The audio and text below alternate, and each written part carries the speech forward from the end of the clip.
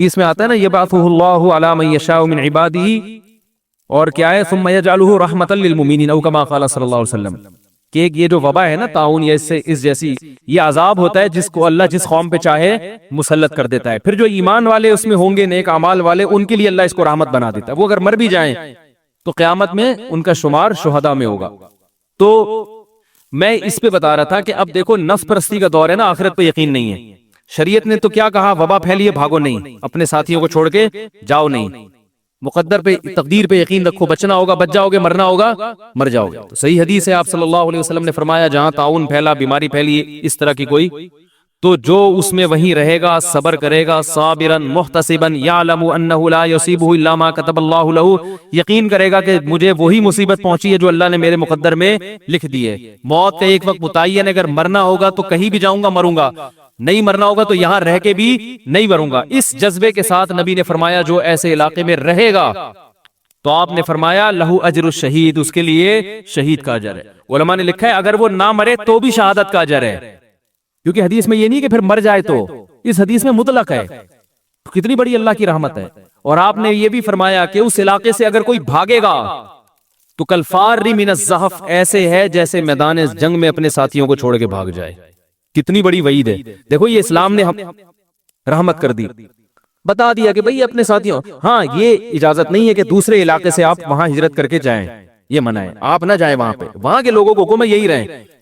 تو اس میں بڑی حکمتیں، ایک حکمت تو یہ بھی ہو سکتی ہے کہ وائرس لوگ بھاگیں گے تو دنیا میں پھیل جائے گا، اب یہ میڈیکل رپورٹ میں بعض دفعہ وائرس آتا نہیں ہے، انسان کی باڈی میں جا چکا ہوتا ہے۔ دوسرا یہ کہ یار وہ بیچارے وہ بھی تو انسان ہیں جو وہاں مر رہے ہیں، ان کو چھوڑ چھوڑ کے بھاگو گے، وہ کتنے بوڑھے ہوں گے، کتنے بچے ہوں گے، کتنی عورتیں ہوں گی لاوارث، اگر بیوی کو ہو گیا شوہر اسے چھوڑ کے بھاگ گیا، وہ بیچاری کیا کرے گی، اور بوڑھے کو ہو گیا بیٹے اسے چھوڑ کے بھاگ گئے۔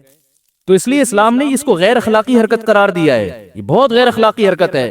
قوم میں اگر کوئی ٹینشن آئی ہے تو قوم کا ساتھ دینا ہے۔ ابو عبیدہ ابن جراح رضی اللہ تعالیٰ عنہ کتنے بڑے صحابی، ساری زندگی نبی کے ساتھ جہاد میں شریک ہوئے، اسلام کے لیے بڑی قربانیاں ان کی، ہجرت بھی کی، 2 ہجرتیں کی، حبشہ کی طرف بھی اور مدینہ کی طرف بھی، اور امین هذه الامہ نبی نے لقب دیا، اس امت کے امین ہے۔ ابھی میں نے پورا بیان کیا نا صداقت اور امین، نبی نے اسٹیمپ لگا دی کہ امانت دار ہیں۔ اور خالد ابن ولید رضی اللہ تعالیٰ عنہ کو جب حضرت عمر نے معزول کیا تو ان کی جگہ ابو عبیدہ ابن جراح کو امیر بنایا، اور خالد ابن ولید کو ان کی کمانڈ میں لڑنے کا حکم دیا۔ اتنی بڑی ان کے بارے میں یہ بحث بھی ہوئی کہ ان کو خلفائے راشدین یعنی خلیفہ راشد بنایا جائے کہ نہیں بنایا جائے، یعنی خلافت کی جب بحث ہوئی تھی ان کا بھی نام آیا تھا۔ اتنے بڑے صحابی ایسے علاقے میں جہاں طاعون پھیل گیا، حضرت عمر نے آپ کو خط لکھا کہ ضروری کام ہے آپ آ جائیں۔ تو کسی کو ویسے ہی پہلے سے جانا ہو نا وہ تو جا سکتا ہے، وہ کیونکہ وہ بیماری سے بھاگ کے نہیں جا رہا، وہ تو ویسے ہی، اب جن لوگوں کی فلائٹ ہی اس دن تھی آنا ہی تھا، وہ پہلے سے وہ تو آ سکتے ہیں نا۔ تو حضرت عمر امیر المومنین نے کہا کہ آپ آ جائیں، کام ہے ضروری۔ انہوں نے کہا میں اس بیماری میں اپنے ساتھیوں کو چھوڑ کے نہیں جا سکتا۔ یہ ہے غیرت مند لوگ، ٹھیک ہے نا، وبا پھوٹ گئی ہے یہاں، ساتھی بیمار ہونے میں ان کو چھوڑ کے آ جاؤں، یہ نہیں ہو سکتا۔ اور اسی میں آپ بھی بیمار ہوئے اور آپ کا بھی انتقال ہو گیا۔ یہ غیرت کی زندگی ہے بھائی، عزت کی موت ہے، زندگی غیرت کی اور موت۔ اگر وہ آ جاتے ساتھی کہتے یار دیکھو یہ تو بڑے کمانڈر تھے، یہ تو چلے گئے، ہم یہاں ایسے بڑے میں، ہاں وہ بہانہ تو ہوتا ہے، امیر المومنین کا خط آیا تھا، وہ باتیں تو وہ تو کہہ رہے سبھی کر دیتے ہیں، تو انتقال تو پھر بھی ہو جانا تھا۔ کیا خیال ہے بھائی، اب تک تھوڑی زندہ رہتے۔ اب بہت سے لوگ کہہ رہے ہیں وہی چائنا میں کسی جو مسلمان ہیں ان کو وہاں سے نکالا جائے، پاکستانیوں کو نکالا جائے۔ بھائی کیسے نکالا جائے؟ نبی کی حدیث ہے وہاں سے نکلنا ایسے جیسے میدان جنگ سے بھاگنا۔ اگر پہلے سے ہی آنے کا پروگرام تھا اس تاریخ میں وہ تو ایک الگ بات ہے، خاص اس بیماری کی وجہ سے بھاگنا۔ چائنیز بھاگیں وہ تو آخرت پر ایمان نہیں رکھتے، آپ تو مسلمان ہو، آپ کیوں بھاگ رہے ہو بھائی؟ ایک صاحب مجھے کہنے لگے یار کمزور ایمان والے لوگ ہیں ان کو گنجائش کا راستہ بتاؤ۔ میں نے کہا گنجائش نکلتی ہوگی تو بتائیں گے، ہمیں تو حدیث سے گنجائش نہیں مل رہی۔ حدیث میں آتا ہے میں ایسے میدان جنگ سے بھاگنے والا، کیسے گنجائش دے دیں بھائی؟ تو ہم نہیں گنجائش دے سکتے، ہمارا دین تھوڑی ہے۔ ایک نے مجھے یہ کہا کہ اچھا مفتی صاحب تم خود ہوتے نا وہاں پہ، پھر دیکھتے اپنے لیے گنجائش تلاش کرتے۔ میں نے کہا مجھے نہیں پتا، میں وہاں ہوتا تو کیا فتویٰ دیتا، مجھے نہیں پتا، میں نہیں یہ دعویٰ کرتا کہ میں بہت نیک ہوں، لیکن اگر گنجائش تلاش کرتا تو بھی غلط کرتا۔ اگر میں وہاں ہوتا اس وقت تو بھی غلط کرتا۔ میری غلطی کی وجہ سے شریعت تبدیل نہیں ہوتی، اور میرے فتوے کو جو مانتے وہ بے وقوف ہوتے، اس لیے کہ وہ ان کو یہ نہیں پتا کہ یہ تو خود وہاں پہ ہیں۔ تو اس میں تو اس بات کا خطرہ ہے کہ جو آدمی خود مبتلا ہوتا ہے وہ تو گنجائش دکھا رہا ہوتا ہے نا۔ میں نے کہا وہ پھر مجھ سے کیوں فتویٰ لیتے، وہ دوسرے دوسرے علماء سے فتویٰ لینا چاہیے ان کو. تو میں دعوے نہیں کرتا کہ میں کتنا نیک ہوں، میں کیا ہوں. میں وہاں ہوتا تو پتہ نہیں کیا کرتا، صبر کرتا یا بھاگ جاتا، یہ تو اللہ ہی جانے. ہم کیوں اونچے اونچے دعوے کریں، تو جب پڑتی ہے تو پتہ چلتا ہے. لیکن بھائی اللہ اس کے رسول کا حکم تو ہم نے پارسل کرنا ہے، جیسے جیسے ہے ویسے آپ کو بتانا ہے، خود عمل کریں یا نہیں کریں. حکم یہی ہے کہ وہاں سے بھاگنے کی اجازت اس بیماری کی وجہ سے، کوئی اور کام ہے تو ایک الگ بات ہے، خاص اس بیماری کے ڈر سے بھاگنے کی اجازت نہیں ہے. صبر کریں، انتقال ہو گیا شہادت کا اجر ہے، اور اگر بھاگ گئے بہت بڑا جرم ہے، بہت بڑا گناہ ہے. تو دیکھو مسلمان کے پاس تو ہدایت موجود ہے، غیر مسلموں کے پاس ہدایت موجود نہیں ہے. نتیجہ کیا نکلتا ہے؟ ایسی ایسی خبریں آ رہی ہیں کہ ایک عورت بیچاری لڑکی پڑی ہوئی ہے، چیخ رہی ہے مجھے اٹھاؤ، کوئی اس کو اٹھانے کے لیے تیار نہیں ہے. اس کے اندر یہ وائرس نہ ہو. یہ غیر اخلاقی حرکت ہے یا نہیں ہے؟ ایک آدمی مرا پڑا ہوا ہے، لوگ اس کے جنازے کو نہیں اٹھا رہے. وہ یار یہ انسان ہے بھائی، اس کو اٹھاؤ، دفناؤ، اللہ پہ توکل کرو. بیمار ہونا ہوگا ہو جائیں گے، نہیں ہونا ہوگا نہیں ہوں گے. یہ انسان ہے، اس کو اٹھاؤ، دفن کرو، غسل دو. جو بھی وہ تو غسل نہیں دیتے، جو بھی کرتے ہیں بھائی تمہاری جو بھی رسومات ہیں. تو اگر کوئی مسلمان ایسا مرا پڑا ہوا ہو تو کیا مسلمان بھی چھوڑ دیں گے اس کو اس زر سے کہ کوئی جرم ہمیں نہ چلا جائے؟ بھائی اٹھائیں گے. میں نے دیکھو ٹی بی کی بیماری بھی لگتی ہے، پھیلتی ہے. میں نے یہ واقعہ بہت پہلے سنایا تھا، دوبارہ ریپیٹ کرتا ہوں. ہمارے بالکل جہاں میں رہا کرتا ہوں، پہلے رہتا تھا میری والدہ والدین کے ساتھ جب ہم رہتے تھے، تو ہمارے بالکل سامنے میری والدہ کی ایک دوست رہا کرتی تھی، ابھی بھی زندہ ہے، اللہ تعالیٰ ان کی عمر میں خوب برکت دے. دیکھو ابھی بھی زندہ ہے، حالانکہ میری والدہ سے بھی عمر میں بڑی تھی. وہ کتنی بوڑھی، شاید اللہ نے ان کو یہی بتانے کے لیے نا آج یہ واقعہ سنانے کے لیے. میں نے ابھی اپنے بھائی سے پوچھا بھائی وہ زندہ ہے؟ ہماری والدہ کی بڑی اچھی دوست تھی. میرا خیال تھا اب تو ان کا انتقال ہو چکا ہوگا. انہوں نے کہا ہاں زندہ ہیں. اب تک زندہ ہیں؟ اس زمانے میں ان کی عمر اتنی تھی ماشاءاللہ. تو مجھے لگتا ہے کہ اللہ نے مجھے یہ واقعہ سنوانا تھا نا، آج یہ واقعہ دیکھو ذہن میں آیا ہے، تو شاید اللہ نے اس لیے ان کو اتنی لمبی زندگی دی. ان کے بھائی کو ٹی بی ہو گئی، اور یہ بات ہوگی میرا خیال ہے بہت پرانی بات ہے، میری عمر ہوگی اس وقت 13-14 سال عمر ہوگی میری. ان کے بھائی کو کیا بیماری ہو گئی؟ T B. وہ اسی گھر میں ان کے ساتھ رہتے تھے. اللہ ان کی عمر میں برکت دے، انہوں نے اپنے بھائی کی بڑی خدمت کی، بڑی خدمت کی. حالانکہ ایسے موقع پہ لوگ چھوڑ کے بھاگ جاتے ہیں، بھائی ہمیں نہ لگ جائے. اچھا میں چھوٹا تھا، میں ان کے گھر جایا کرتا تھا. تو اب احتیاط یہ تو کی جا سکتی، آپ کسی کے ایسے گھر نہ جاؤ جس کے ٹی بی لگی ہوئی ہو نا. اور اس وقت یہ ٹی بی کے اتنے زیادہ علاج دریافت بھی نہیں ہوا تھا، جب تو بہت ٹی بی کوئی لا علاج مرض نہیں رہا. پہلے تو لا علاج تھا، یہ ٹی بی کا موت ہی تھی. تو میں ان کے گھر جاتا تھا، میں دیکھتا تھا کہ وہ اپنے بھائی کو، وہ بیچارہ سوکھ سوکھ کے نا ہڈیوں کا ڈھانچہ بن گیا، گود میں اٹھا کے لے جاتی واش روم میں. غریب لوگ تھے، زیادہ پیسے والے بھی نہیں تھے. گود میں اٹھا کے لے جاتی، اس کا واش روم صاف کرنا. اس کو بھائی کی عمر اچھی خاصی تھی، 22-23 سال تو عمر ہوگی اس کی، لیکن وہ بیچارہ ایسا ہڈیوں کا ڈھانچہ بن گیا. اسی کے جہاں بستر تھا نا، اسی بستر کے ساتھ اپنا بستر، کہ اسے کسی بھی وقت کسی چیز کی ضرورت پڑ سکتی ہے. میں کہتا تھا یار دیکھو، میں آبزرو کرتا ہوں الحمدللہ بچپن سے چیزوں کہ اسلام نے کیسا پیارا حکم دیا کہ جس جگہ وبا ہے وہاں سے بھاگو مت. تو یہ بہن اگر اپنے بھائی کو چھوڑ کے بھاگ جائے تو یہ تو بیچارہ جیتے جی مر جائے گا نا. ایسے موقع پہ ہی تو جو ریلیشن ہے اس کا پتہ چلتا ہے. بعض لوگ کہتے ہیں حدیث میں آتا ہے فرا من المجزومی فرارک من الاسد، کہ جزام کے مریض سے ایسے دور بھاگو جیسے شیر کو دیکھ کے بھاگتے ہو. تو یہ میرا خیال ہے اجنبی لوگوں کو ایسے بھاگنے کا حکم ہے. اس کے جو لوگ گھر میں اس کے ساتھ رہتے ہیں ان کو بھاگنے کا نہیں ہے کہ تم اپنے مریض کو چھوڑ کے ایسے بھاگ جاؤ. وہ اس کو چھوڑ کے بھاگو گے، وہ بیچارہ کیا کرے گا؟ تو یہ تو عام لوگوں کو ہے کہ بلا وجہ جزام کے مریض سے جا کے عید نہ ملے جا کے نا. وہ جزام کی بیماری لگتی ہے تو وہ بلا وجہ جا کے چمٹ کے نا. اب آپ کو ٹی بی کا مریض ہے، جا کے اس کی ناک میں باقاعدہ سانس لے رہے ہو جا کے، ایسے معانقہ کر رہے ہیں آپ اس سے، تو یہ تو غلط ہے نا. لیکن جو اس کے باپ ہے، ماں ہے، جو گھر میں رہتے ہیں، دیکھو چکن پاکس خسرہ بچوں کو گھروں میں نکلتا ہے، تو ہم منع کرتے ہیں بھائی جس گھر میں نکلاؤ اس گھر میں بچوں کو نہ بھیجو. لیکن کیا اس گھر میں ابا آنا چھوڑ دیں؟ ماں اس گھر سے بچوں کو چھوڑ کے بھاگ جائے، اس بچے کے دوسرے بہن بھائی بھاگ جائیں وہاں سے؟ یہ اخلاق اور مروت کے خلاف. اس سے مریض کو اور تکلیف ہوتی ہے. اس میں توکل، اے اللہ لگنا ہوگا لگ جائے گا، نہیں لگنا ہوگا نہیں لگے گا. تو اس خاتون نے، میں تو دیکھتا ہوں، میں کہتا ہوں شاید ان کا یہی عمل آخرت میں ان کی نجات کا ذریعہ بن جائے. تو انہوں نے اپنے بھائی کی خدمت کی ایسا خطرناک، اتنا کھانستا تھا وہ. ہم جاتے تھے ہمیں ڈر لگ رہا ہوتا تھا، ہم بھی نکل لیتے، ہم چلے جاتے، گھوم پھر کے آ جاتے، یار چلو سلام دعا کر لیتے ہیں، پڑوسی ہیں. تو ہم بھی بچے ہوئے الحمدللہ، اللہ کا بڑا فضل ہے. کئی دفعہ، درجنوں دفعہ گیا ہوں گا میں، اور قریب آ کے بیٹھا بھی، خیریت بھی پوچھی، بھائی خیریت سے ہیں, طبیعت ٹھیک ہے, گھوم پھر کے آ گئے. تو وہ خاتون نے بھی خدمت کی, پھر بیچارے کا انتقال ہو گیا, لیکن ان سے جو ہو سکتا تھا انہوں نے کیا. وہ آج تک زندہ ہے ماشاءاللہ, اب بھی رپورٹ ہے کہ ماشاءاللہ حیات ہے. تو یہ حدیث میں جہاں یہ آتا ہے نا بیماریاں لگتی ہیں, وہاں یہ بھی آتا ہے کہ نہیں لگتی ہیں. حدیث میں یہ بھی آتا ہے لا عدوى ولا طیرہ, بیماری ایک دوسرے سے نہیں لگتی. اب علماء نے کہا ہے کہ حدیث کی تشریح میں علماء گئے ہیں کہ بھئی ایک طرف نبی صلی اللہ علیہ وسلم خود فرما رہے ہیں کہ لگتی ہیں, اور ایک طرف فرما رہے ہیں نہیں لگتی. تو مطلب یہ ہے کہ لگتی تو ہیں مگر اتنی نہیں جتنا تم سمجھتے ہو. اس میں اللہ پہ توکل بھی کرنا پڑے گا. جب اللہ چاہے گا تو لگے گی, نہیں چاہے گا تو نہیں لگے گی. یہ مطلب ہے لگتی ہے اللہ کی مرضی سے. تبھی کہیں وبا پھیلتی ہے تو اکثر آبادی بھی ہلاک نہیں ہوتی, اکثر لوگ بچ جاتے ہیں. سمجھ رہے ہیں, کہیں بھی وبا پھیلتی ہے نا تو ایسا نہیں ہوا وبا میں کہ 51% آبادی کہیں کی ہلاک ہو جائے, ایسا کبھی نہیں ہوا. 10%, 5%, 4%, 1%, بلکہ اس سے بھی کم. تو زیادہ تر بچنے والوں کا ریشو زیادہ ہوتا ہے. ایک صحابی آئے رسول اللہ صلی اللہ علیہ وسلم سے عرض کیا, یا رسول اللہ ایک اونٹ خارشی ہوتا ہے تو وہ میں اونٹوں میں چھوڑتا ہوں تو باقیوں کو بھی خارش لگ جاتی ہے. آپ نے فرمایا پہلے والے کو کس نے لگائی؟ جیسے پہلے والے کو اللہ نے لگا دی نا اپنی مرضی سے, تو دوسرے کو بھی اللہ نے اپنی مرضی سے لگائی ہے, چاہے یہاں سے جرثومہ لے کے وہاں بھیج دیا ہو یا آسمان سے بھیج دیا ہو. تو بیماریاں ایک دوسرے سے ٹرانسفر تو ہوتی ہیں مگر اللہ کے حکم کے بغیر نہیں ہوتی.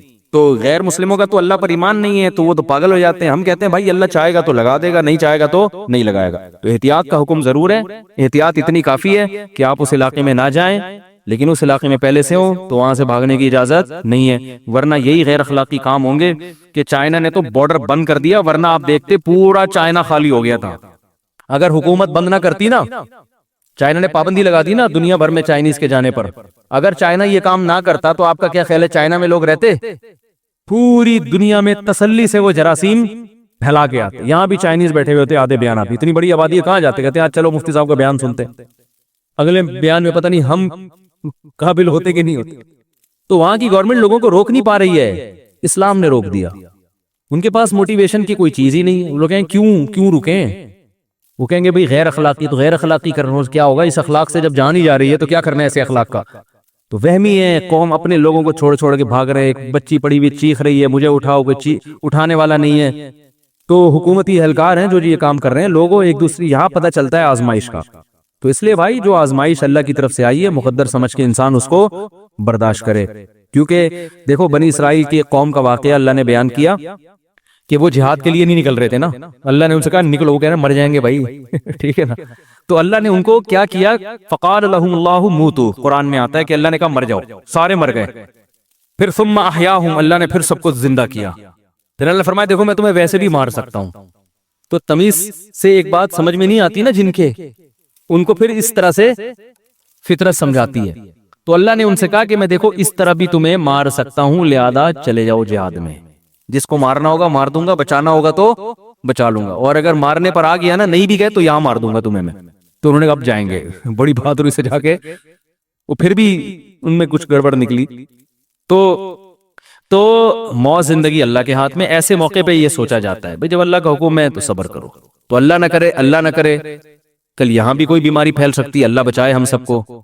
تو بھائی یہ تو کسی بھی طرح سے موت تو ایک دن آنی ہے. تو چائنا میں یہ اس لیے بھی اتنی بڑی تباہی آئی ہے کہ یہ بچے روکتا ہے. تو اللہ بھی ان کی آبادی کو اس طرح سے ختم کرے گا, ٹھیک ہے نا. ایک بڑے عالم نے ایک تحریر لکھی تھی کہ یہ جو لوگ کہتے ہیں نا آبادی گھٹاؤ, نسل بڑھ رہی ہے, تو ان سائنسدانوں کو یہ نہیں معلوم کہ فیوچر میں قدرتی حادثات کیا ہونے والے ہیں جن سے نسلیں گھٹیں گی. سمجھ رہے ہیں نا, کیا پتا مستقبل میں کون سی بیماریاں پھیلیں, وبائیں پھیلیں جس سے نسل ختم ہو. پھر لوگ پچھتائیں گے یار یہ تو آبادی گھٹنا شروع ہو گئی ہے, گھٹے تو بہت خطرناک کام ہو جاتا ہے نا پھر.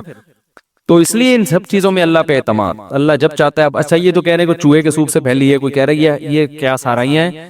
ایسے موقع پہ لوگ جو ہے نا فیس بک اور یوٹیوب جو ہے نا یہ تباہ کے ویورز بڑھاتے ہیں اپنے. ایسی ویڈیو آ رہی ہیں چمگادڑ لٹکا ہوا ہے, سوپ پی رہے ہیں, چمگادڑ سے کورونا وائرس, دھڑا دھڑ ویورز آ رہے ہیں نا. تو چمگادڑ کو لوگوں نے حقارت کی نگاہوں سے دیکھنا شروع کر دیا. تو یہ سب ہوائی باتیں, ان کی کوئی دلیل نہیں ہے. کیوں پھیلا کیا پھیلا ہمیں نہیں معلوم. ہر چیز سائنسدان ٹریس بھی نہیں کر سکتے, ڈاکٹروں کی علم میں بھی نہیں ہوتی. آ جائے گی اللہ نے چاہا تو ویکسینیشن ایجاد ہو جائے گی, لیکن جب تک ایجاد نہیں ہوتی تو صبر کے علاوہ کوئی چارہ نہیں. اور چائنیز کے آنے پر پابندی لگاؤ. اگر کوئی چائنی جہاز میں آیا بھائی بھر میں تو جب بھی کہیں کسی بیرون ملک سے آ رہا ہوتا ہوں نا، خاص طور ملیشیا اور یہ تائی لینڈ وغیرہ، چائنیز بھرے ہوئے ہوتے ہیں اس میں، دبا کے چائنیز ہمارے ملک میں آ رہے ہیں. تو یا تو ایسے علاقے سے آئیں جہاں وبا نہیں پھیلی ہوئی، اور اگر ان کا پورا بھائی یہ تو پتلی گلی سے نکل کے کہیں سے بھی آ سکتے ہیں نا، تو حکومت کو چاہیے فی الحال ان کے لیے پتلی گلی سے نکلنا اس لیے بھی آسان ہے، خود پتلے پتلے سے چھوٹے چھوٹے سے ہوتے ہیں. ہمارے پنجاب کے لوگ ہوتے تو وہ پتلی گلی سے نکل ہی نہیں سکتے، وہ صحیح ہے، لسی پینے والے، پائے کھانے والے. تو چائنیز کھاتے ہیں ابلی ہوئی چیزیں، اور دو چیزیں یہاں سے کھا لی، یہاں سے اٹھا کے وہ ایک یوں سوس کے ساتھ نا تھوڑا سا کھا لیا. یہ ان کا مدذل العالیہ نے بہت تھوڑا سا کھا لیا. تو اس میں ان میں پاور نہیں ہوتی، عمریں لمبی ہوتی ہیں، کیونکہ جب کھا ہی نہیں رہے تو ظاہر بیماری بھی نہیں آتی نا. تو لیکن وہ جان جو ہمارے یہاں لوگوں میں ہوتی ہے نا، وہ ان لوگوں میں نہیں ہوتی، اور پتلے پتلے چھوٹے چھوٹے سے ہوتے ہیں. تو پتلی گلی سے گورنمنٹ جتنی بھی پابندی لگا لے، یہ تو زمین کھود کے نکلیں گے 2 منٹ میں نکل کے آ جائیں گے. تو حکومت کو اس پہ کنٹرول کرنا چاہیے کہ ان لوگوں کے یہاں آنے پر پابندی لگائے، سختی سے روک دے.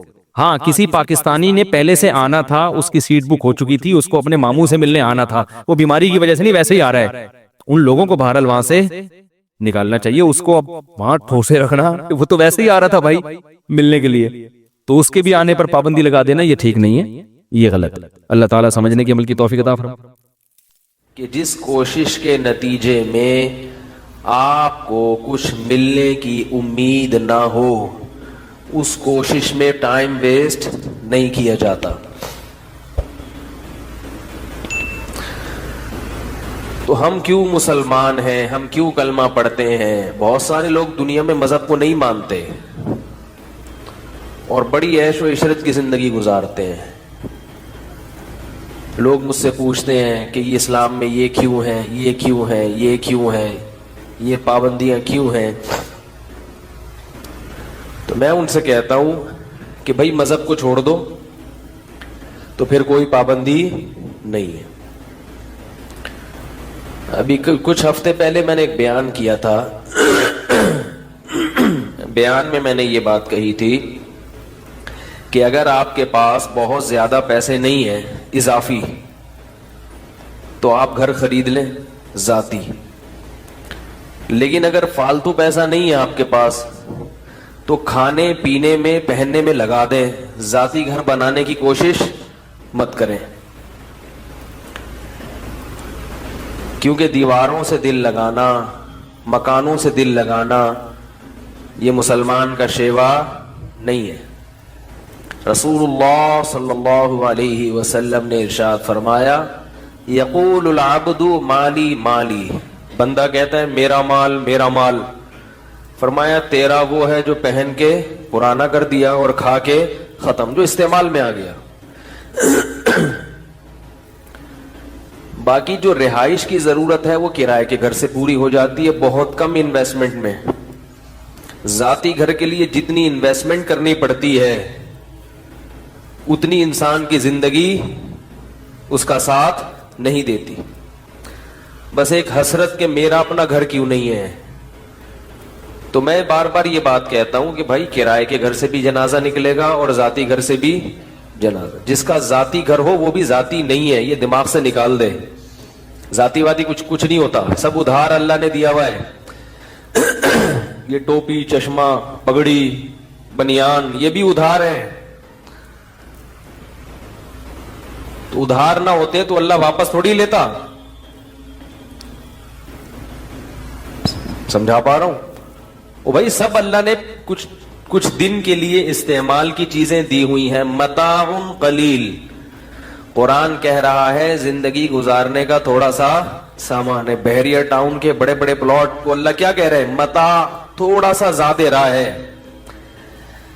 زیادہ راہ کسے کہتے ہیں؟ جو ہم جب سفر میں جاتے ہیں نا تو 2-4 روٹیاں ٹفن میں رکھ لی اور 2-4 ایک گدا تکیہ لے لیا کہ رات کو ٹرین میں یا جہاز میں لوگوں نے آج کل وہ گردن پہ لگانے کے لیا ہوتا ہے نا کہ کہیں آنکھ لگانی پڑ جائے تو گردن ٹیڑھی نہ ہو جائے.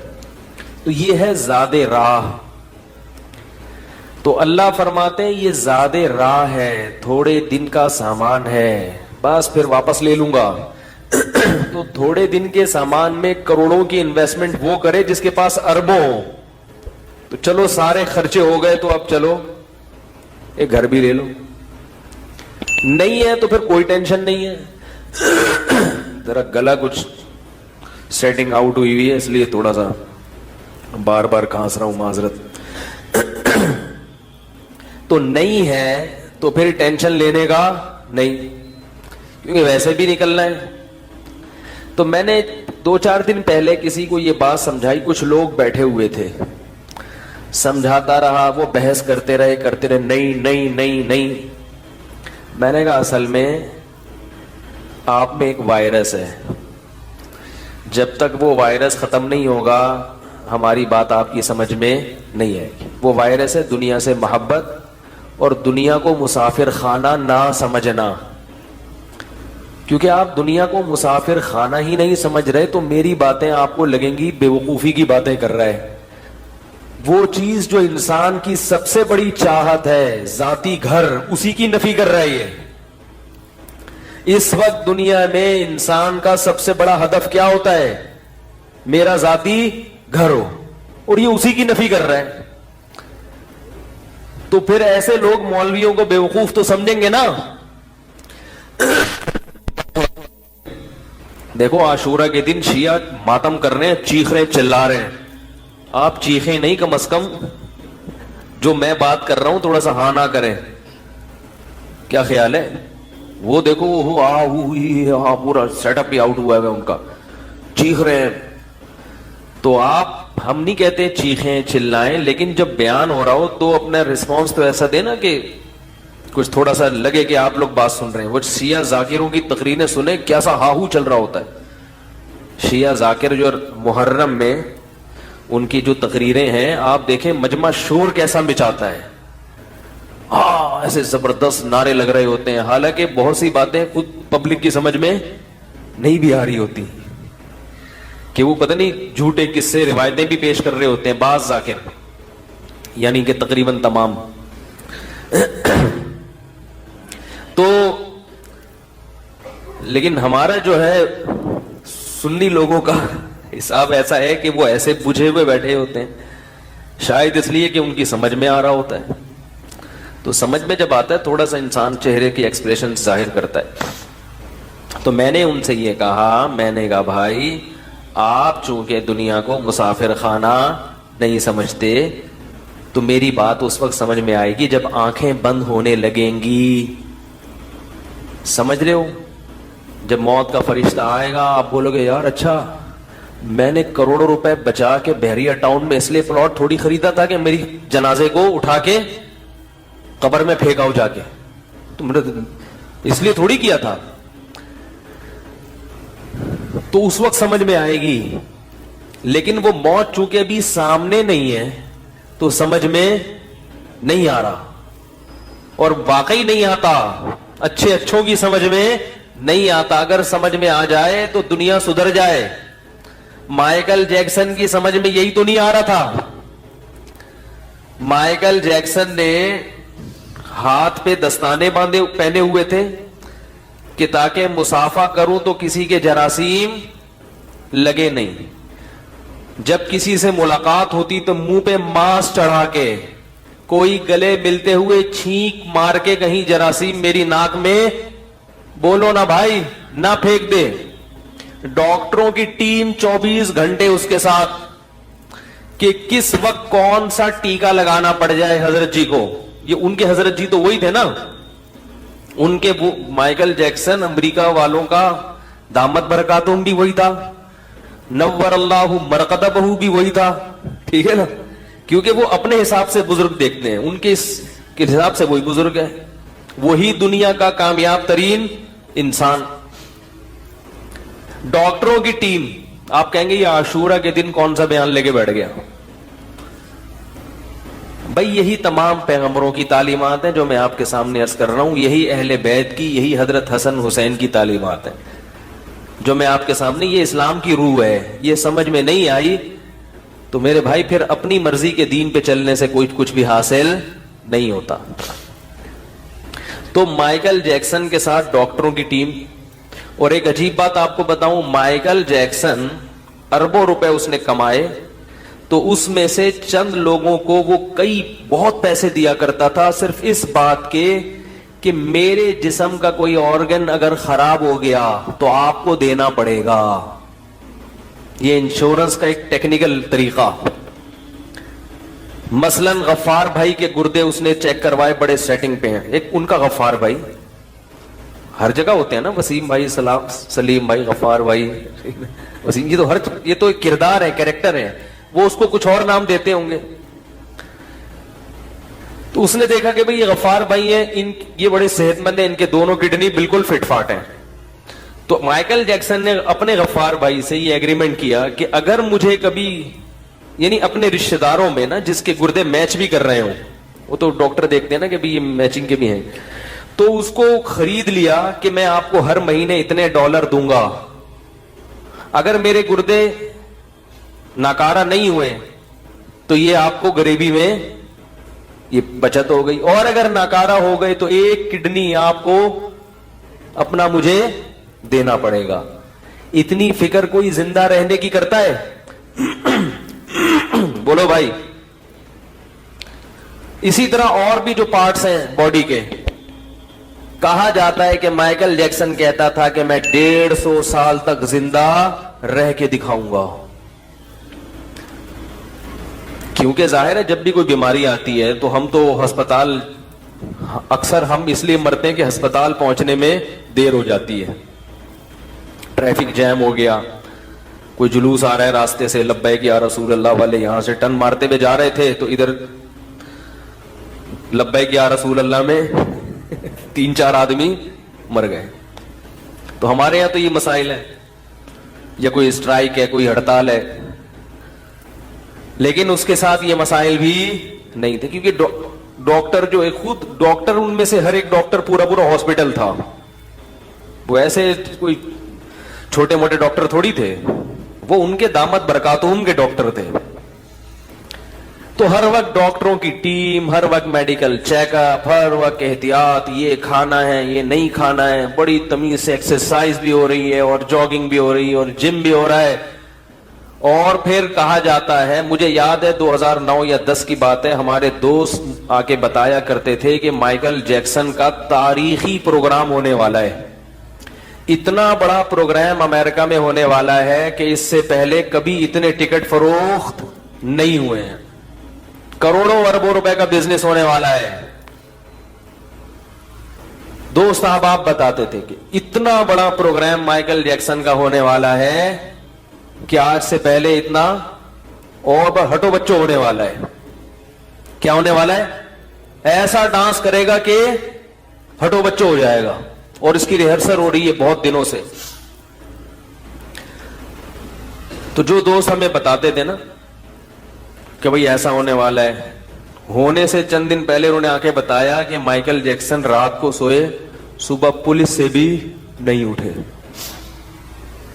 ایسا سوئے ہیں, سمجھ میں آ گیا, ایسا سوئے کہ امریکہ کی پولیس بھی ان کو نہیں اٹھا سکتی. کتنی بھی گہری نیند میں ہو یا کیسا بھی ہو, پولیس آتی ہے تو اچھے اچھوں کو اٹھنا پڑتا ہے. تو میں نے کہا یار یہ کیسے ہو گیا؟ ابھی تو آپ بتا رہے تھے اس کا پروگرام ہونے والا ہے, پھر اتنے ڈاکٹر, پھر جراثیم سے ایسی حفاظت, اور ڈاکٹروں کی ٹیم 24 گھنٹے ساتھ.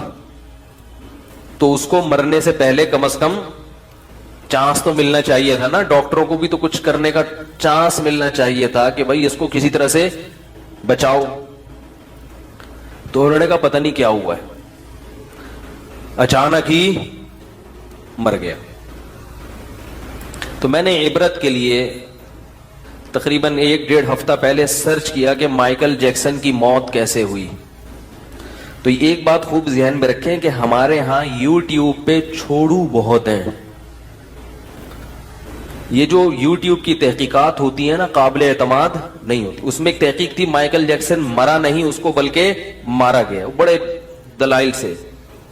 یہ بات غلط ہے. جب تک آفیشلی کسی چیز کی تصدیق نہیں ہوتی, قانونی طور پر تصدیق نہیں ہوتی, لوگوں کی انفرادی خبروں پہ اعتماد مت کیا کریں. کتابوں کے حوالے اور ادھر ادھر یہ سب کر لیتے ہیں.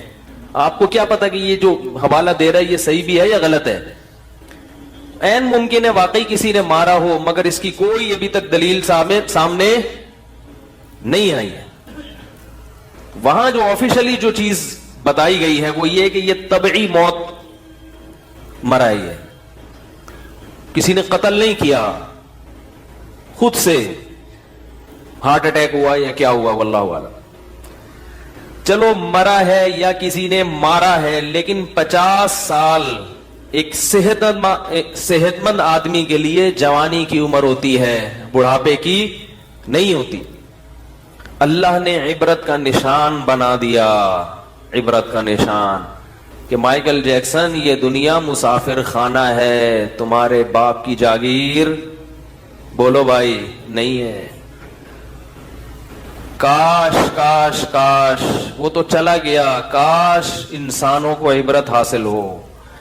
ہماری عبرت کی آنکھیں اندھی ہو گئی ہیں۔ میں اپنے لیے بھی کہتا ہوں، میں کسی اور کو ملامت نہیں کر رہا، میں یہ جتنی باتیں یہاں ممبر پہ بیٹھ کے کرتا ہوں سب سے پہلے اپنے آپ کو خطاب کر رہا ہوں۔ عبرت کی آنکھیں اندھی ہو گئی ہیں۔ دنیا میں کوئی واقعہ، کوئی نصیحت ایسی نہیں ہے جس سے ہمیں سبق حاصل۔ کتنے لوگ نوجوان ہمارے حسرت کرتے ہوں گے مائیکل جیکسن، کاش ہم مائیکل جیکسن کی جگہ ہوتے۔ کسی نے بتایا کہ ایک دفعہ ڈانس کے دوران لڑکیوں نے اپنے کوٹ پھاڑ دیے، اتنا زیادہ ایکسائٹڈ لڑکیاں ہو جاتی تھیں اس کے بھی۔ آج کسی نوجوان کے لیے کوئی ایک لڑکی گھر سے بھاگ جائے تو وہ ساری دنیا میں ڈنڈورا پیٹے گا، یار میں اتنا بڑا آدمی بن گیا ہوں کہ میرے لیے اب گھر سے بھاگنا پبلک شروع ہو گئی۔ کیسا اللہ نے عبرت کا نشان بنایا، ختم۔ مائیکل جیکسن دنیا سے بولو بھائی ختم، مٹی۔ اب ڈانس کرو اندر قبر میں، لوگ اس کی قبر پہ پھول چڑھا رہے ہیں، کیا کیا کر رہے ہیں، لیکن اس سے مائیکل جیکسن کی ذات کو کوئی فائدہ نہیں ہو رہا۔ ثم ردوا الى الله مولاهم الحق الا له الحكم وهو اسرع الحاکمین احکم الحاکمین۔ فرمایا کہ اس کے بعد اب تمہیں اس رب کی طرف لوٹایا جائے گا جس نے تمہیں پانی کے ایک ناپاک قطرے سے پیدا کیا تھا۔ اللہ اس موقع پہ فرماتے ہیں الا، خبردار خبردار ہوشیار سنو، لہ الحکم، حکومت کس کی ہے؟ اسی کی ہے، اور وہ بہت جلد فیصلہ کرنے والا ہے کہ کون صحیح ٹریک پر چلا تھا اور کون غلط ٹریک پر چلا تھا۔ یہ فیصلہ کس نے کرنا ہے؟ اللہ نے کرنا ہے۔ یہ فیصلہ میرے اور آپ کے اختیار میں نہیں ہے کہ ہم خود سے کسی راستے کو صحیح کہہ دیں اور کسی راستے کو غلط کہہ دیں۔ ہماری نظر میں صحیح راستہ وہ ہے جس کو پبلک اچھا سمجھتی ہے۔ پبلک فنکاروں، اداکاراؤں کی زندگی کو کامیاب لائف سمجھتی ہے، اسی وجہ سے سب اسی کی طرف جانے کی کوشش کر رہے ہیں، لیکن اللہ اس راستے کو جہنم کا راستہ قرار دیتا ہے، کیونکہ اس ٹریک پر چل کر انسان اپنے پیدا کرنے والے سے غافل ہوتا ہے۔ بات سمجھ میں آ رہی ہے میں جو سمجھانا چاہ رہا ہوں؟ یہ وہ ٹریک ہے جس پہ چل کے انسان کس سے غافل ہوتا ہے؟ ناچنے والے، ڈانس کرنے والے، گانے والے، یہ اللہ سے سب سے زیادہ دور ہوتے ہیں۔ حتیٰ کہ جو قوالیاں پڑھنے والے ہیں نا، وہ بھی اللہ سے دور ہوتے ہیں۔ موسیقی آپ کو اللہ سے دور کرتی، اللہ کے قریب نہیں کرتی۔ تو میں یہ عرض کر رہا تھا میرے بھائی کہ کچھ چیزیں ایسی ہوتی ہیں کہ وہ سمجھ میں آئیں گی تو پھر اگلی عمارت اس پہ کھڑی ہوگی۔ دنیا کا مسافر خانہ ہونا ہی کسی کی سمجھ میں نہیں آ رہا تو اسے یہ بحث کے ذاتی مکان کوئی ضرورت نہیں ہے، یہ کہاں سے سمجھ میں آئے گا اسے؟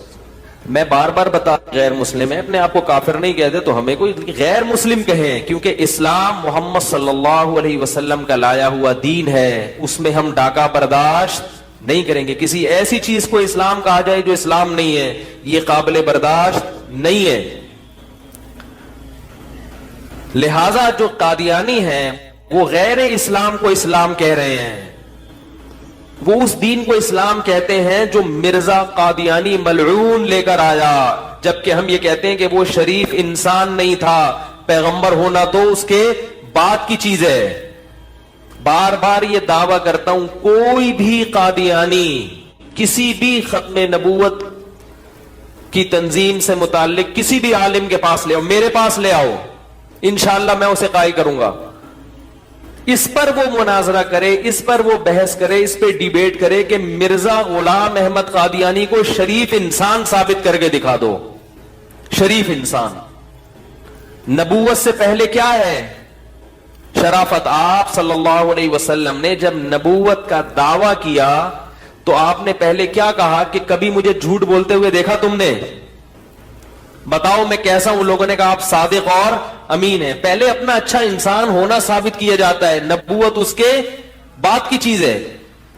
ابو سفیان نے جب وہ غیر مسلم تھے، کافر تھے، اس وقت تقریر کے دوران کہا کہ ہم نے محمد صلی اللہ علیہ وسلم کو کبھی جھوٹ بولتے ہوئے 40 سال میں کبھی نہیں دیکھا، جھوٹ بولتے ہوئے کبھی امانت میں خیانت کرتے ہوئے نہیں دیکھا. حضرت خدیجہ نے 40 سال کی عمر میں 25 سال کے نبی سے جو نکاح کیا، وہ کیوں؟ ایماندار ہونے کی وجہ سے. حضرت خدیجہ کے پاس پیسہ تھا مگر اس پیسے کو کاروبار میں لگانے کے لیے کوئی ایماندار انسان نہیں مل رہا، جیسے کہ انویسٹر کو کوئی ایماندار انسان چاہیے ہوتا ہے. تو اس نے حضرت خدیجہ رضی اللہ تعالی عنہ نے کس کی سلیکشن کی ہے؟ محمد صلی اللہ علیہ وسلم. حالانکہ ان کے پاس رشتوں کی کمی نہیں تھی، رشتوں کی کمی نہیں تھی. تاریخ کی کتابوں میں ہے خطبہا اشراف قوم. حضرت خدیجہ جب بیوہ ہوئی ہیں، قوم کے سرداروں نے نکاح کے پیغام بھیجے ہیں، لیکن انہوں نے کس کو پسند کیا؟ محمد صلی اللہ علیہ وسلم. کیوں؟ اس میں ایک حکمت یہ بھی تھی کہ کاروبار کے لیے کوئی ایسا شخص چاہیے تھا جو ان کے مال کی حفاظت کر سکے. تو مرزا غلام احمد قادیانی کا صادق اور امین ہونا تو دور کی بات، شریف انسان ہونا قادیانی ثابت نہیں کر سکتے. یاد رکھو، میں قادیانیوں سے ایک بات کہتا ہوں کہ اللہ کی آگ بہت سخت ہے جو اللہ نے نافرمانوں کے لیے تیار کر کے رکھی ہے. تم پروپیگنڈے میں مت آؤ، کسی عالم کے، صحیح عالم کے پاس بیٹھو اور اس کے ڈیبیٹ کرو، اس سے بحث برائے بحث کی نیت سے نہیں، حق کی پہچان کی نیت سے. اللہ کی قسم تمہارے سامنے مرزا غلام احمد کا جھوٹا ہونا ثابت ہو جائے گا. اور یہ خوابوں پہ اور الہاموں پہ مت چلو. میں جب اسکول پڑھتا تھا، کچھ قادیانی تھے کلاس فیلو. یہ چھوٹے سی کر کے میں اپنے اصل ٹاپک کی طرف آتا ہوں، درمیان میں بات آ گئی ہے تو اس کو جلدی سے کمپلیٹ کر لو. قادیانی زیادہ تر الہاموں پہ اور خوابوں پہ چلتے ہیں کہ مجھے خواب میں مرزا غلام احمد کی بشارت ہوئی یا محمد صلی اللہ علیہ وسلم کی بشارت ہوئی، انہوں نے فرمایا یہ نبی ہے. اس طرح کی چیزوں پہ چلتے ہیں. خواب اور الہام کبھی بھی حجت، بولو بھائی، نہیں ہو سکتا. خواب الہام کبھی بھی حجت نہیں ہو سکتا. اللہ کے نبی کہتے تھے صحابہ سے کہ تم سب کو خواب آئے گا رات کو کہ میں کیا ہوں؟ سچا ہوں. خواب جھوٹے کے بارے میں بھی آتا ہے اور سچے کے بارے میں بھی آتا ہے. اسلام میں خواب نبوت کا 46واں حصہ ہے، عین نبوت نہیں ہے. 46واں حصہ بہت اس میں جو حقیقت ہے وہ بہت سمٹ کے تھوڑی رہ جاتی. کبھی کبھار سچے خواب بھی آ جاتے ہیں مگر خوابوں پہ کبھی بھی شریعت کا مدار نہیں ہوتا. یہ شیطان کی طرف سے بھی ہوتے ہیں خواب. گراؤنڈ ریئلٹی کو دیکھ کر فیصلہ کیا جاتا ہے. کبھی بھی خوابوں کی بنیاد اور الہاموں کی بنیاد پہ شریعت کے مسائل چینج نہیں ہوتے. ایک آدمی کا دلائل کی دنیا میں جھوٹا ہونا ثابت ہو گیا، روزانہ خواب میں فرشتہ آ کے کہے نا یہ سچا ہے، آپ کبھی بھی اس کے ساتھ کاروبار نہیں کرو گے. آپ بولو گے فلاں کے پیسے بھی لے کے بھاگا، فلاں کے بھی لے کے بھاگا، فلاں کے بھی لے کے بھاگا، تو میں خواب کی بیس پر 1 کروڑ اس کے حوالے کر دوں، ایسا کبھی بھی نہیں کرو گے آپ. تو خوابوں کی بیس پر اپنا پیسہ کسی کے حوالے نہیں کیا جاتا. کسی جھوٹے کو سچا نبی کیسے مان لیا جاتا ہے بھائی؟ کیونکہ میں قادیانیوں کے ساتھ اٹھا بیٹھا ہوں بچپن میں، مجھے اندازہ ہے کہ یہ کن چیزوں کو فوکس کرتے ہیں. خواب، خواب، الہام. خواب میں سویا تو مجھے یہ آ گیا، میں اٹھا تو ہی پورا دین اس پہ چل رہا ہے. اور ہمارے ہاں بھی بہت سے بدعتیوں کا دین خوابوں اور الہاموں پہ چل رہا ہے. حضرت جی آئے تھے مجھے خواب میں، حضرت جی نے یہ بولا, حضرت جی نے وہ. میں کہا تو اللہ کا واسطہ تو سو جائے کر آرام سے. بہوؤں کو خواب میں سانسیں چڑیل بن کے نظر آ رہی ہیں. وہ کہتی ہیں سچا خواب ہے, کیونکہ سانس کیا بن کے نظر آئی ہے؟ چڑیل. اور سانس جب سوئی تو بہو اس کو سانپ بن کے نظر آئی خواب میں. وہ اٹھ کے کہتی میں تو پہلے ہی کہہ رہی تھی یہ سارا مسئلہ کہاں سے ہو رہا ہے؟ یہاں سے ہو رہا ہے. میں کہتا ہوں اللہ کا واسطہ, بہو سے کہتا ہوں تو کہ تم اپنی سانس کو چڑیل سمجھتی ہو, لہذا خواب میں وہی آئے گا جو دن میں دماغ میں گھسا ہوتا ہے. اگر اس کو خیر خواہ سمجھو تو وہ فرشتہ بن کے آئے گی, فرشتہ. خیر کہاں سے کہاں بات چلی گئی. تو دیکھو جو لبرل لوگ ہیں, جن کو مذہب سے محبت ہی نہیں ہے, تو وہ ایسی باتیں کریں گے, لہذا اس میں پریشان ہونے کی ضرورت نہیں. وہ تو کہیں گے یہ کیا ہے. وہ پھر ہر چیز میں وہ یہ بھی چاہتے ہیں عورت گھر سے باہر نکلے, وہ یہ بھی چاہتے ہیں عورت کو کپڑوں کی پر پابندی نہ ہو, آزادی ہو. وہ یہ بھی چاہیں گے کہ مذہب کو مسجد کی حد تک محدود کیا جائے, مذہب کو ریاست سے نکال دیا جائے. تو وہ سب کے ایک ہی نعرے ہیں, تشابہت قلوبہم. اللہ کہتے ہیں ان کے دل سب کے ایک جیسے. تو یہ سب ایک جیسی باتیں, جو باتیں کافر کر رہا ہے وہی باتیں یہ بھی کریں گے, کیونکہ یہ لبرل مسلمان ہے. تو اس لیے اللہ نے اس آیت میں پہلے بتا دیا ومن اراد الآخرہ, جو آخرت کا ارادہ کرنا چاہتا ہے, جو چاہتا ہے کہ میں جنت میں جاؤں, تو پہلی شرط کامیابی کی کیا ہوئی؟ کس کا ارادہ کرنا پڑے گا؟ یعنی اللہ نے یہ کامیاب لوگوں کی علامت بتائی ہے کہ پہلی شرط کیا ہے کہ آپ کوئی بھی عمل کر رہے ہو تو نیت کیا ہو؟ اللہ کو خوش کرنا اور جنت طلب کرنا نیت ہونی چاہیے. آگے ارشاد فرمایا وسعا, اور پھر اس کے لیے کوشش بھی. بولو بھائی شروع کر دے. بہت سے لوگوں کی نیت آخرت. کربلا پہ جو واقعات بیان کیے جاتے ہیں, لیبل لگایا جاتا ہے حضرت حسین کی محبت. لیبل لگایا جاتا ہے کہ حضرت حسین کی محبت اس لیے کہ وہ نبی کے نواسے. لیبل لگایا جاتا ہے کہ نبی کے نواسے سے محبت کرنا در حقیقت نبی سے, اور نبی سے محبت کرنا در حقیقت اللہ سے. مگر زیادہ تر خطیب صرف یہ لیبل استعمال کر رہے ہیں, نہ نبی سے محبت نہ نبی کے نواسے سے. اصل مقصد ہے پبلک کو خوش کرنا اور مجمع کو گرم کرنا.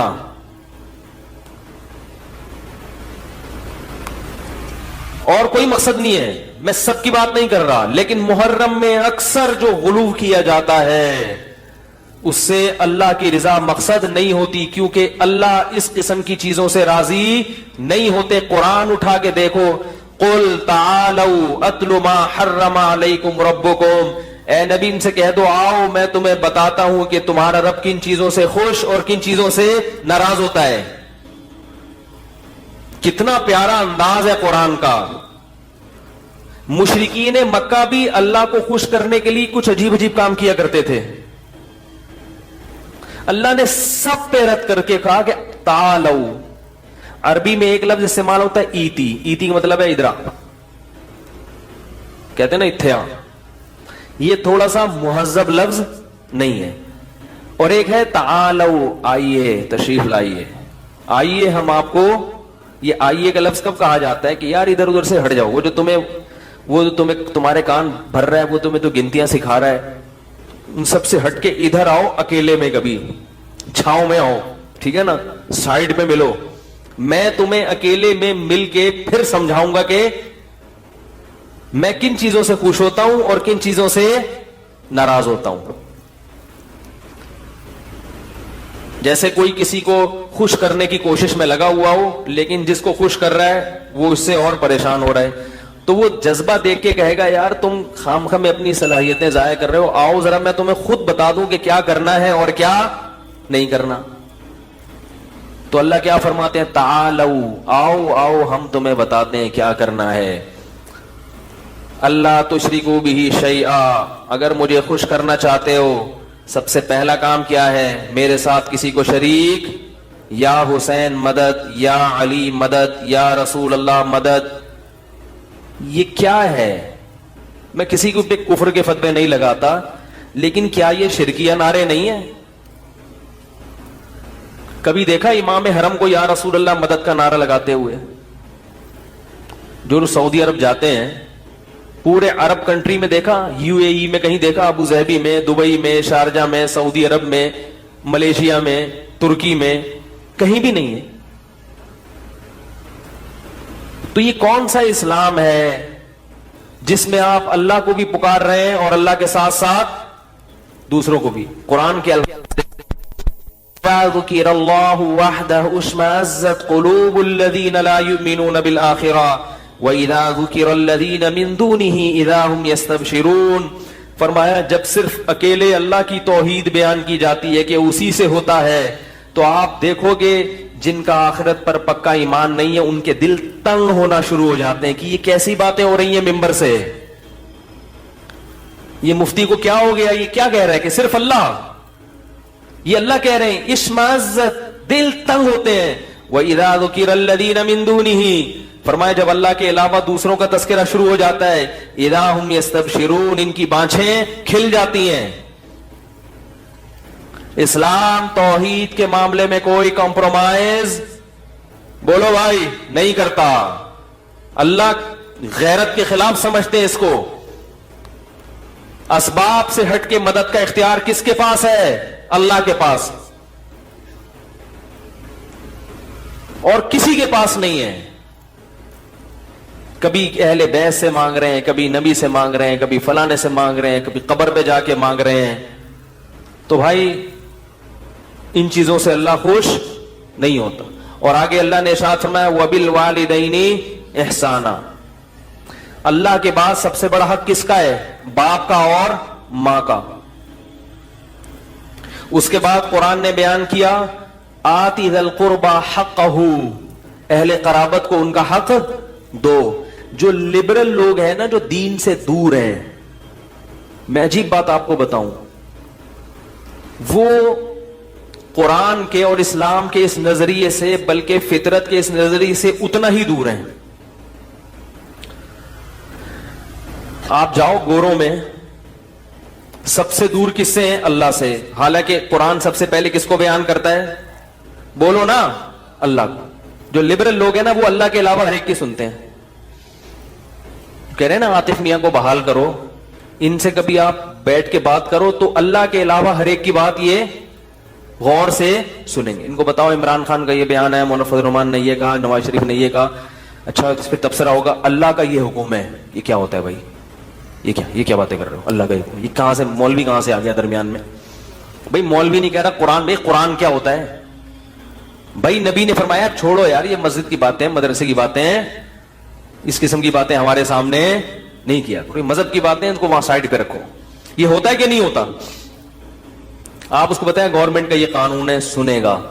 اقوام متحدہ کا یہ قانون ہے، سنے گا۔ اللہ کا قانون ہے، نہیں سنے گا۔ قرآن نے ان لوگوں کی کیفیت بھی بیان کی ہے، فلا صدق ولا صلی ولكن كذب وتولى ثم ذهب الى اهله يتمطى اولى لك فاولى ثم اولى لك فاولى۔ فرمایا جب اس کی موت کا وقت آئے گا میں اسے کہوں گا کہ نہ تو نے میری آیات کو غور سے سنا، نہ ان کی تصدیق کی۔ تیرے سامنے جب میری آیات اور میرے احکام بیان کیے جاتے تھے، منہ پھیر کر تکبر کے ساتھ اپنے گھر کی طرف چلا جاتا تھا۔ اولا، اللہ فرماتے ہیں تباہ ہو جائے تو، لکا فاولا، پھر ہم کہتے ہیں برباد ہو جائے تو، ثم، پھر ہم کہتے ہیں اولا، تو تباہ ہو جائے، ثم اولا لکا فاولا، پھر ہم کہتے ہیں تو تباہ ہو جائے۔ ایحسب الانسان ان یترک سدی، تو نے کیا یہ گمان کر رکھا تھا کہ میں نے تجھے پانی کے قطرے سے پیدا کیا؟ پیدا جب کیا تو ماں کی چھاتیوں میں دودھ کے چشمے جاری کر دیے، ایک تجھے خیرخواہ باپ دیا، ایک ماں دی، ماحول دیا، پھر آسمان سے تیرے لیے بارشیں برسائیں، اور پھر تیرے لیے زمین کو پھاڑ کر نباتات پیدا کیے، اور پھر تجھے طرح طرح کے میوے کھانے کو دیے۔ جب تو بلوغت کی دہلیز پہ قدم رکھتا ہے، تیرے لیے ایک زوجہ پیدا کر دی، عورت پیدا کی جس سے تو سکون حاصل کرتا ہے۔ جعل لکم من ازواجکم بنین وحفدا، پھر اس سے تجھے اولاد دی تیرے بڑھاپے میں کام آئے۔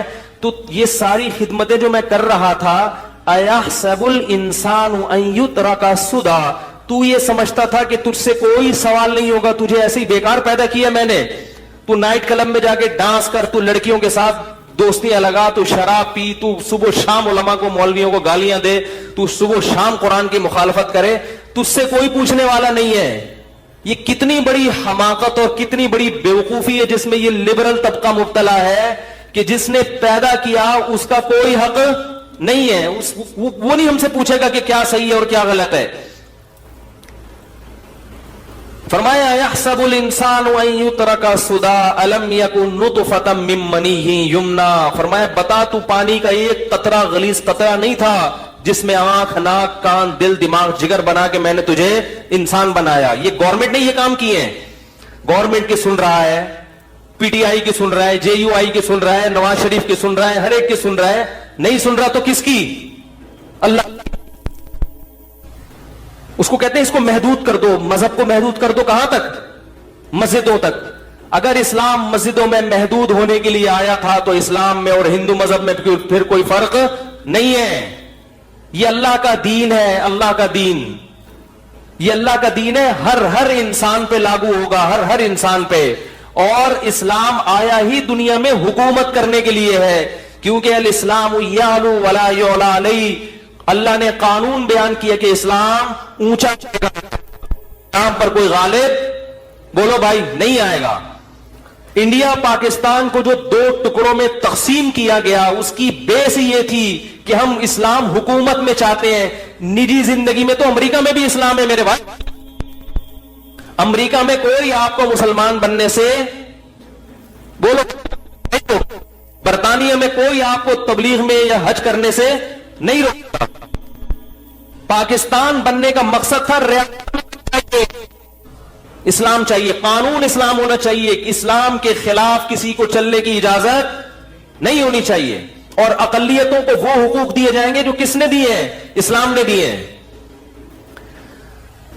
ایک عرصے سے مسلسل یہ بحث ہو رہی ہے ٹیلی ویژن پہ, اخبار کہ اسلام کو ریاست سے نکالو. اسلام ریاست میں رہنے کے لیے آیا ہے, ریاست سے نکلنے کے لیے بولو بھائی نہیں آیا. یہ لوگ پاکستان کے حامی ہیں, ویسے بڑے فنٹر بنتے ہیں کہ ہم قانون کی بات کرتے ہیں, ہم قانون کی بات کرتے ہیں. تو آپ کتنی بڑی بھول کر رہے ہو. پھر آپ یہ نعرہ لگاؤ کہ انڈیا اور پاکستان کی سرحدوں کو ختم کر دو, پھر آپ یہ نعرہ لگاؤ آپ کہ جو بیس تھی وہ بیس کیا تھی, ورنہ کیا ضرورت تھی الگ ہونے کی بھائی. وہ بھی 2 روٹی کھاتے ہیں, ہم بھی 2 روٹی کھاتے ہیں, وہ بھی ہماری طرح کے انسان ہیں, ہندو بھی, ہم بھی ان کی طرح کے انسان ہیں. تو اللہ نے قرآن میں فرمایا وَمَنْ أَرَادَ الْآخِرَةَ, جو آخرت کے لیے کوشش ارادہ کرے گا, نیت صحیح کرے. دوسری کامیابی کی علامت وَسَعَى, اور پھر اس کی کوشش بھی کرے. بیٹھے بیٹھے کچھ بھی حاصل نہیں ہوتا, قوالیوں سے جنت میں داخلہ نہیں ہوتا. اس شرط ایمان مصطفیٰ سے والہانہ پیار ہے. شاعر نے کہا ہے کہ مصطفیٰ صلی اللہ علیہ وسلم سے جب تک والہانہ پیار نہیں ہوگا آپ کا ایمان مقبول نہیں ہوگا. لیکن آگے بڑی پتے کی بات کی, پیار لیکن پیر بھی ہے, پیر بھی دشوار ہے. محبت نام ہے کس کا؟ بولو بھائی اتباع کا. اہل بیت سے محبت اہل بیت کی اتباع کا نام ہے. اہل بیت کبھی مرثیے, جو اہل بیت کربلا میں شہید ہوئے, تو جو اہل بیت کربلا میں موجود نہیں تھے وہ ان کی شہادتوں پہ انہوں نے ماتم بولو بھائی نہیں کیا. یہ کس کو خوش کر رہے ہو بھائی؟ تو وسعا, قرآن کہتا ہے کوشش بھی کی, کوشش کی اس نے. اور آگے بڑے عجیب الفاظ ہیں, وسعا لہا سعیہا, آخرت والی کوشش کی. کیا مطلب؟ آپ جنت میں جانے کی کوشش تو کر رہے ہیں مگر اخپل طریقے سے. پشتوں میں کیا کہتے ہیں بولو بھائی؟ اخپل طریقے سے. تو جتنی مرضی کوشش کر لو وہ معتبر, بولنے میں کوئی ٹیکس نہیں ہے, وہ کوشش معتبر نہیں ہے. جتنی مرضی کر لیں. لوگ کہتے ہیں اس میں حرج کیا ہے. بھائی حرج یہ ہے کہ اللہ اس کے رسول نے یہ کوشش نہیں بتائی. یہ جو آج کل محرم اور ربیع الاول میں کوششیں ہو رہی ہیں, یہ اللہ اس کے رسول کی بتائی ہوئی کوششیں نہیں ہیں, یہ اپنی بنائی ہوئی کوششیں ہیں. ہر کوشش کے لیے قرآن و سنت سے ثبوت چاہیے. اگر اللہ اس کے رسول نے نہیں بتایا, کتنا ہی مزین لیبل لگا کے اس پر کرو, اللہ کی نظر میں وہ کیا ہے؟ مردود. صحیح حدیث, من احدث فی امرنا ھذا ما لیس منہ فہو رد وفی روایت فہو مردود. جس نے ہمارے دین میں کوئی ایسا طریقہ نکالا جس پر ہمارا عمل نہیں تھا تو وہ کیا ہے؟ مردود. لوگ کہتے ہیں اس میں حرج کیا ہے. وہ کچھ دن پہلے وہ نماز جنازہ, حضرت مولانا طارق صاحب اللہ ان کی برکت دے, انہوں نے کہیں جنازے کے بعد دعا مانگ لی. کہیں کون سی کلثوم نواز جو ہیں ان کا جنازہ پڑھایا, اللہ ان کی مغفرت فرمائے, کلثوم نواز کی, مولانا طارق صاحب تو زندہ ہیں ابھی. تو وہ لوگ میرے گلے پڑ گئے. لوگ کس کے گلے پڑ گئے؟ تو بھائی انہوں نے پڑھایا, ان سے پوچھو, میں نے تھوڑی پڑھایا. ان کی کیا مجبوری تھی وہ بہتر جانتے ہیں, میں اس پہ تبصرہ نہیں کروں گا. لیکن نماز جنازہ کے بعد دعا کرنا سنت سے ثابت نہیں ہے, سنت سے ثابت نہیں ہے. لوگ اس کو سنت سمجھ, ان کے عمل کی وجہ سے, ان کو کیا مجبوری تھی, کس دباؤ میں تھے یا کیا تھا, وہ ہمارا ہیڈک نہیں ہے, وہ کس کا ہیڈک ہے. بعض دفعہ انسان پر اتنا دباؤ ہوتا ہے, اتنا مجبور ہوتا ہے کہ وہ خود بہتر جانتا ہے, اس کے بارے میں کوئی تبصرہ نہیں کروں گا. لیکن جو چیز سنت سے, کیونکہ ان کے اس عمل سے بہت سے لوگ یہ بھی سمجھنے کہ یہ طریقہ کیا ہے, سنت ہے. کچھ دن پہلے جو ہے نا واٹس ایپ پہ جب یہ واقعہ ہوا ہے تو کسی نے دلائل لکھ کے بھیجے نماز جنازہ کے بعد دعا کے دلائل. دلائل میں کوئی بہت بڑے مفتی تھے جن کا یہ حوالہ دیا گیا کہ بھئی وہ دلیل یہ دے رہے تھے کہ اسلام میں اصل اباحت ہے, جواز ہے, جب تک پابندی نہیں ہوگی اس کو ہم کیا کہیں گے, جائز. تو نماز جنازہ کے بعد دعا پر چونکہ شریعت میں کوئی پابندی نہیں ہے لہذا ہم اس کو کیا کہیں گے, جائز. تو یاد رکھو نبی صلی اللہ علیہ وسلم نے فجر کی نماز میں کتنی رکعتیں پڑھی ہیں؟ 2 فرض پڑھے ہیں. تیسری سے منع کرنا کسی بھی حدیث سے ثابت, بولو بھائی, نہیں. آپ کہہ سکتے ہیں ایک دفعہ آپ نے عصر میں اضافی رکعت پڑھائی تھی تو سردہ سہو کیا تھا, اس سے پتہ چلتا ہے کہ 1 رکعت زیادہ ہوگی تو کیا ہوگا, یہ غلط ہے. تو کہیں بھی ایسا نہیں ہے کہ 1 رکعت میں 2 سجدوں سے زیادہ سے آپ صلی اللہ علیہ وسلم نے منع کیا ہو. کوئی ایسی حدیث دکھا دیں جس میں 2 کے بعد تیسرے سجدے سے نبی نے منع کیا ہو. ہر چیز میں اصل کیا ہے, اباحت ہے, جواز ہے. تو نماز میں اگر 2 کے بجائے کوئی 3 سجدے کرنا چاہے تو وہ بھی کیا ہونا چاہیے, جائز ہونا چاہیے نا. کیا خیال ہے بھائی؟ آذان سے پہلے صلاۃ والسلام پڑھا جاتا ہے, منع کیا جائے تو کہتے ہیں اس کے ناجائز ہونے کی کوئی دلیل نہیں ہے. تو میں ان سے کہتا ہوں آذان جب کمپلیٹ ہوتی ہے لا الہ الا اللہ تو آگے محمد الرسول اللہ بھی لگا لو, کیونکہ اس کے ناجائز ہونے کی بھی کوئی دلیل. ارے بول لو بھائی, بھائی لا الہ الا اللہ پہ آذان ختم ہو رہی ہے تو اگر کبھی مؤذن محمد الرسول اللہ بھی لگا دے تو کوئی غلط جملہ کہہ رہا ہے وہ, بلکہ کلمے کو کمپلیٹ کر رہا ہے, توحید کے ساتھ رسالت کی گواہی بھی دے رہا ہے. تو یہ منطق چلے گی وہاں پہ, ساری پبلک نکل کے آ جائے گی بھائی پہلی دفعہ ایسی اذان سن رہے ہیں. تو جیسے اذان کے آخر میں ایڈیشن جائز نہیں ہے, اذان کے شروع میں بھی, بولو بھائی, یہ جو ہر چیز میں اصل اباحت ہے یہ ہر چیز نہیں ہے. اباحت عبادت میں اصل اباحت, اباحت کہتے ہیں جائز ہونا, عبادت میں اصل اباحت بولو بھائی نہیں ہے. عبادت میں توقیف, توقیف کا مطلب جس طرح جس کیفیت کے ساتھ جو عبادت منقول ہے اس میں ذرہ برابر بھی آپ ایڈیشن نہیں کر سکتے. نماز جنازہ وہ ہے ہی دعا, وہ کیا ہے ہی دعا ہے. اور یہ جو فقہا کی کتابوں کے حوالے دیے جاتے ہیں کہ نماز جنازہ کے آخر میں دعا, اس سے مراد نماز جنازہ کے بعد نہیں ہے, اس سے مراد نماز جنازہ کے اینڈ میں جو دعائیں پڑھی جاتی ہیں ان کی فضیلت ثابت ہوتی ہے.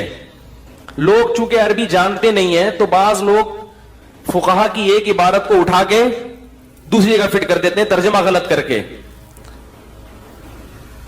آپ اپنے باپ دادا سے پوچھیں کہ کیا انہوں نے بچپن میں کہیں بھی دنیا میں نماز جنازہ کے بعد کسی کو دعا مانگتے ہوئے دیکھا تھا؟